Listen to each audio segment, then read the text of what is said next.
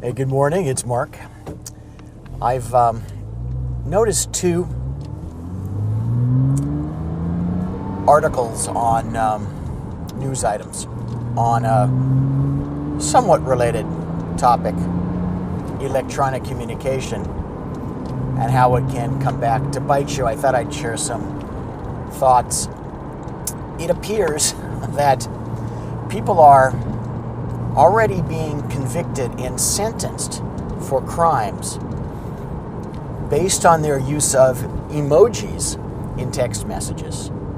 It's not just the emoji, it's in essence, the interpretation of the message behind the emoji.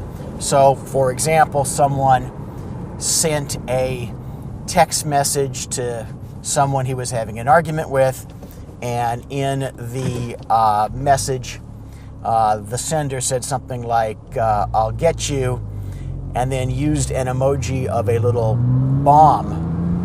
And that was interpreted, found by the court, upon charges by a district attorney, to be a death threat. Second piece is something I read in the Wall Street Journal this morning about the ongoing litigation in connection with Sumner Redstone and the gifts. That's the issue. Were they gifts, or was there, I suppose, some undue influence over him? The gifts, $45 million, apparently each to two women in the same day. His daughter, Shari, I'm not sure how she pronounces her name, Redstone, is now bringing action, I guess, on his behalf. I'm not sure of all the details, but the bottom line is that in connection with this suit to recover the money from the two girlfriends, they discovered some embarrassing, I guess business embarrassing emails that Ms. Redstone had sent. You know, I know that we've developed a shorthand way of using text messages, and many use a shorthand way of communicating via email.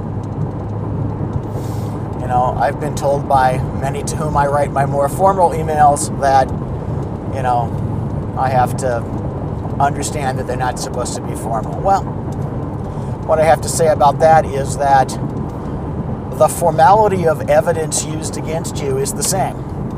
Whether it's a text message, whether it's an email, whether it's a note scribbled on the back of a napkin, it doesn't make any difference. So be careful about what you put in an email or in a text message. Assume that everything that you communicate electronically is discoverable, because it is. In fact, in many cases, it's more discoverable than what's in a piece of paper that could be lost. That email is going to be recoverable from somewhere, somehow. Also, be careful with the use of humor. I mean, I tend to think I'm funny. At least I listen to my, own jokes, and I usually laugh. But I realize that when I've attempted to be funny in emails, usually the person at the other end doesn't get it. That's a bad idea. Just remember that in connection with any business transaction or any personal transaction, those messages you send are indelibly retrievable. They're fixed in time. So be careful in what you send. If you use Siri or Cortana or another one of these electronic assistants to dictate your messages, read them before you send them. Make sure that she isn't working for the other side.